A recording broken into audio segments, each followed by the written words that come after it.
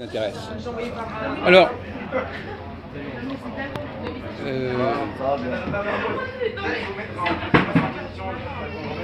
vous savez que vous avez une difficulté, Jean-Paul, par rapport à la critique biblique. Vous êtes très sceptique sur la critique biblique. Je la connais pas bien. Non, mais je veux dire que le fait qu'on dise que, par exemple, il y a des choses qui ont été rajoutées ou enlevées, etc. Ouais, voilà, ouais. Ça ne vous plaît pas?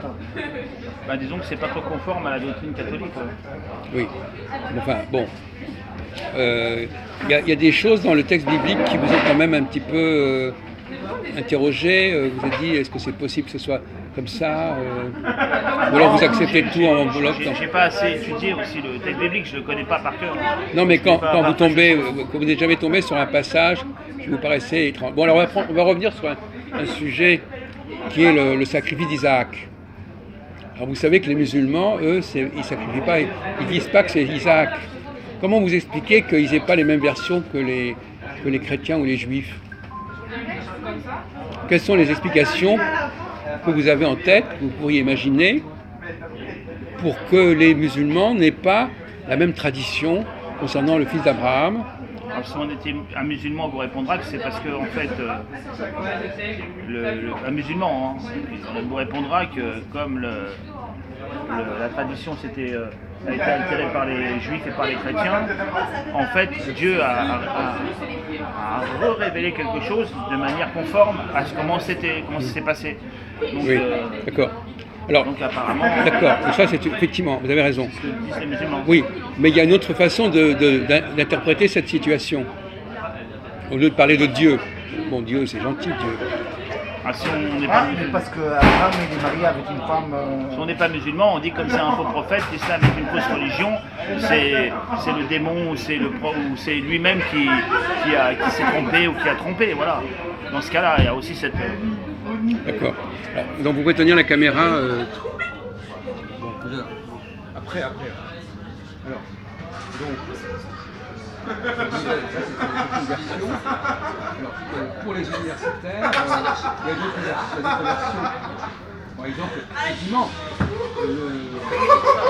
vous savez que le judaïsme a une influence sur l'islam. Ouais. La question, c'est quel est le judaïsme qui a eu une influence sur l'islam? Apparemment, c'est apparemment avec le Talmud et apparemment, on retrouve dans le Coran et le Talmud d'après certains. On va reprendre le problème autrement. C'est assez brillant. Approchez-vous. On va prendre un exemple ailleurs. Par exemple, l'anglais. Il y a des influences du français sur l'anglais. Bon. Mais parfois, il y a des mots anglais qui viennent du français, mais qui ne se retrouvent pas en français actuellement. Ils ont changé d'orthographe, etc. Par exemple, un mot classique, c'est la forêt, par exemple. Forest. Ils disent forest, ils ont dit forêt. Donc, eux, ils ont gardé une meilleure tradition que nous, finalement. Quelque part. Ils ont gardé une tradition plus ancienne. Au niveau des mots. Oui, c'est des exemples dans d'autres domaines. Quand vous avez deux traditions différentes, on peut penser que ceux qui ont récupéré la tradition, ils ont récupéré une tradition plus ancienne. C'est pas une question de Dieu, ceci ou cela, c'est revenu, etc. C'est que ils ont hérité d'une tradition plus ancienne. Après, le judaïsme, il a continué à évoluer. Il a apporté d'autres éléments, mais l'islam a gardé la trace d'une tradition plus ancienne. Vous connaissez mes travaux là-dessus, sur l'aîné, etc. Ismaël, c'est l'aîné. Et vous savez qu'à un moment donné, on a essayé de déboulonner l'aîné pour le remplacer par le cadet. Donc, il semblerait que les musulmans ils aient hérité de la tradition qui était encore au niveau de l'aîné. Et que après, ça a encore évolué. Et donc, eux, ils ont gardé une tradition Plus lourd, hein. que les Juifs. Plus lourd, hein.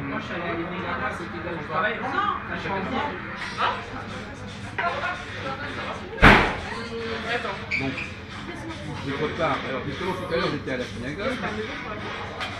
Vous connaissez comment s'appelle le prophète qui a choisi David, qui a décidé que c'était David qui serait le roi. C'est, comment ça s'appelle? Oui, voilà. Samuel. Bon, Samuel. Comment ça se dit en hébreu, Samuel? Quelle est la racine de Samuel? Ah, oh, putain. Voilà. C'est ce que vous voulez dire. Donc, c'est pas bête. Non, c'est pas bête. C'est Shmuel. Samuel. Ah oui, je connais pas ce nom-là. Non mais, et en fin de compte, vous avez raison. La phonétique est bonne. Le nom de Samuel, c'est la même racine que Ismaël. Oui. Ah, il va me donner un cadeau. Là, c'est pareil, c'est-à-dire, c'est écouter, etc. Donc, le nom d'Ismaël, c'est un nom très intéressant. Plus intéressant que le nom d'Israël. Il a écouté Dieu, ou Dieu l'a écouté, c'est quand même intéressant. Plus intéressant que, je ne sais pas pourquoi ils sont battus, il est avec l'ange. Mais Jacques, je peux te dire que là-dessus, Jacques, j'ai un ami de mon enfance, là où j'étais chez moi en famille. Le voisin que j'avais, il s'appelait Samuel. Ah, c'est marqué en nombreux en plus. C'est marqué en hébreu. Et alors?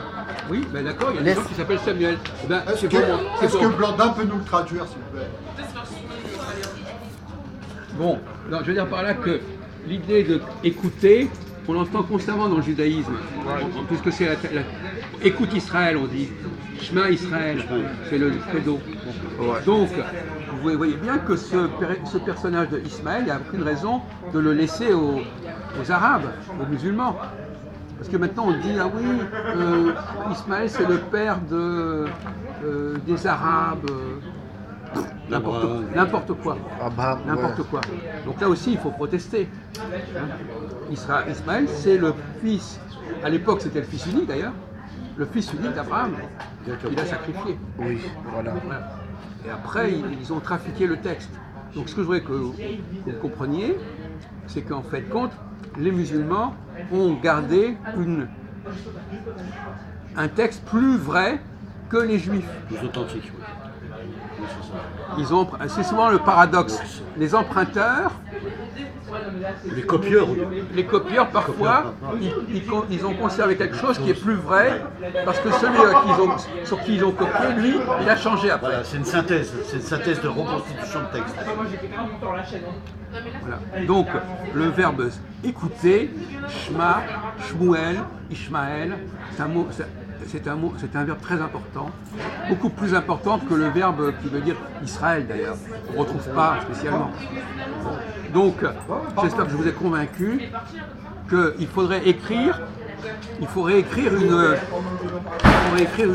Bible épurée.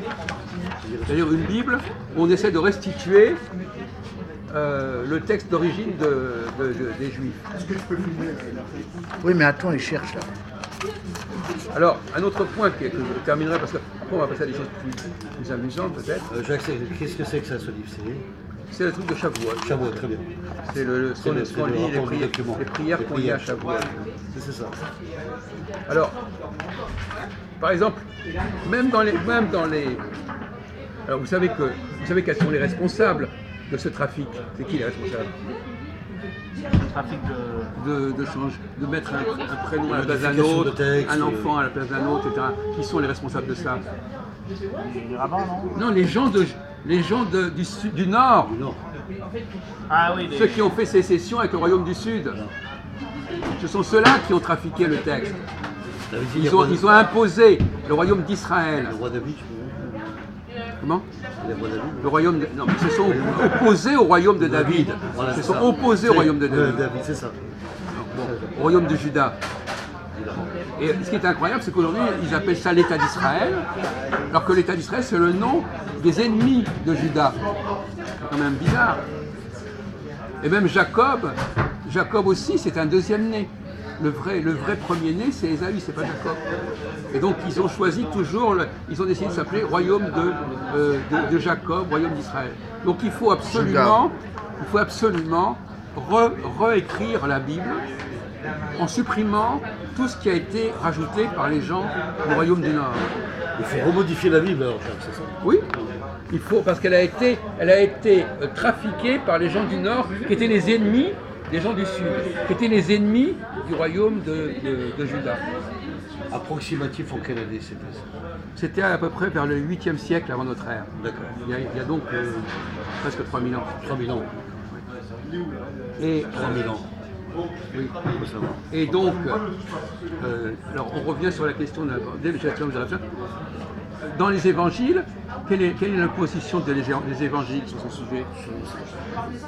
Dans les évangiles, Matthieu, ils sont pour le royaume du Nord ou pour le royaume du Sud? normalement, Du ils font Nord. référence au sud, non? Oui. Donc c'est intéressant. Donc le royaume du Sud, eux, ils se réfèrent à Juda, à David, alors que les gens d'Israël, du Nord, ils veulent ni Juda, ni David, ni Jérusalem. Donc finalement, il y a un retour de il y a une volonté de recentrer la Bible dans le Nouveau Testament vers le royaume du Sud, alors que l'Ancien Testament, lui, il est considérablement marqué par le royaume du Nord. Ce qu'on dit tout le temps, les fils d'Israël, les enfants d'Israël, la maison d'Israël, la maison de Jacob, etc. Bon, voilà. Bon, alors, finalement, les musulmans ont raison quand ils disent que les textes bibliques ont été trafiqués. C'est vrai. Ils ont gardé une certaine forme de la Bible qui est plus vraie que celle que les Juifs ont actuellement. Mais je peux dire quand même une chose, voilà. Jacques, c'est que d'après un copain marocain que j'ai connu, j'ai consulté quand même le Coran et apparemment il a été écrit d'une façon, pas dans la même sphère de la réalité aussi en même temps. Les textes ont été aussi un peu changés et racontés différemment. En partie. Pas tout, mais en partie. Mais justement, Oui, voilà, mais je justement, veux dire, oui. différemment, Non, mais ouais. justement, est-ce que eux, ils sont plus près de la vérité que les On est Juifs? plus C'est la c'est question. la vérité, Beaucoup voilà. plus, Comment? Quoi? Oui, voilà. Oui, le Coran est beaucoup plus dans La vérité. Ah bon? Oh, Ah bon? oh, Ah bien. bon? Pourquoi vous dites ça? C'est intéressant. Ah bon? Ouais, oui, en partie. Et l'autre mensongère pour moi. Ah bon? Donc, La mais charia, vous c'est avez- mensongère. alors c'est le contraire. Non, mais on ne sait jamais ce qu'il dit. Ça On part ne en sait jamais ce couille. qu'il dit. Qui est mensonger? Le Coran ou la Bible? Mensonger. Non, j'ai dit que le Coran avait une partie des textes, c'était écrit dans la réalité, et une autre qui est trafiquée. Voilà, c'est tout. Non, c'est plutôt la Bible. Alors, donc la Bible, alors où est-ce qu'elle a dit? Il faut la croire, ce qu'elle dit, la Bible? Ou est-ce qu'il faut croire ce que dit le Coran? Ah non, la Bible, c'est comme une poésie.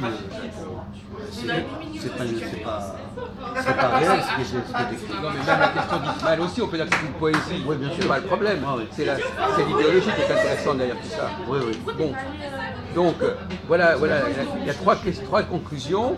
Un, les musulmans ont gardé certains éléments qui attestent que la Bible juive a changé, elle a été modifiée. Et deuxièmement, le Nouveau Testament, lui aussi, il revient à la tradition autour de David et de Juda, qui avait été en partie abandonnée dans l'Ancien Testament. C'est important ça. Oui, c'est important. Bon, on peut terminer, parce que c'était un peu pour le mettre un peu. De toute façon, je savais que ça vous intéresserait pas énormément.